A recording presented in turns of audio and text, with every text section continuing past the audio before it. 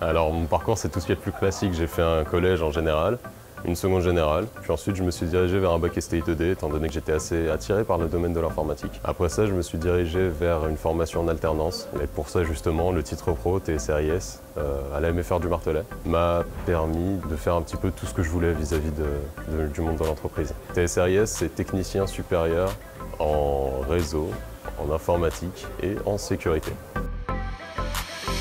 Alors en cours, on fait pas mal de réseaux. On va aussi faire pas mal de langages de programmation, parce que c'est quand même important d'avoir des bases vis-à-vis de tout ça. Ensuite, on fait pas mal de cybersécurité et aussi être capable d'agir si jamais un virus informatique rentre dans l'enceinte de l'entreprise.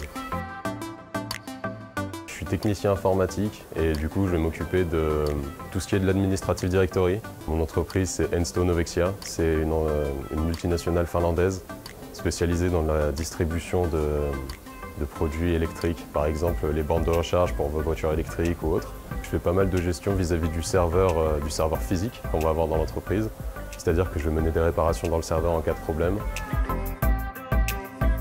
Alors mon alternance, je vais avoir 3 semaines d'entreprise pour 1 semaine d'école. Ça me permet de beaucoup bosser en entreprise, mais de toujours avoir un suivi derrière qui va me permettre d'approfondir mes connaissances et quand même d'être un minimum cadré dans mon alternance.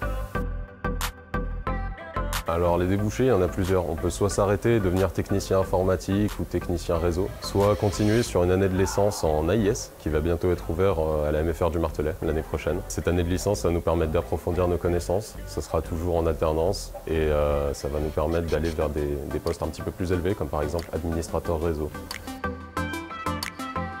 Alors je suis sur une formation en 2 ans.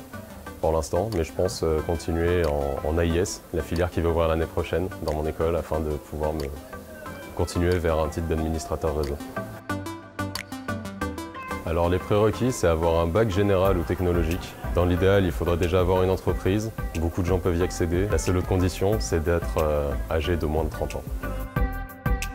Alors si je devais résumer ma formation en 3 mots, je dirais très enrichissant, parce que ça me permet d'apprendre beaucoup de choses vis-à-vis du domaine de l'entreprise. C'est assez amusant parce que franchement c'est une école avec une très bonne ambiance et les élèves s'entendent très bien, le personnel est à l'écoute. Et au-dessus de tout ça, je dirais que ça nous fait entrevoir quand même un avenir assez certain dans le milieu de l'informatique.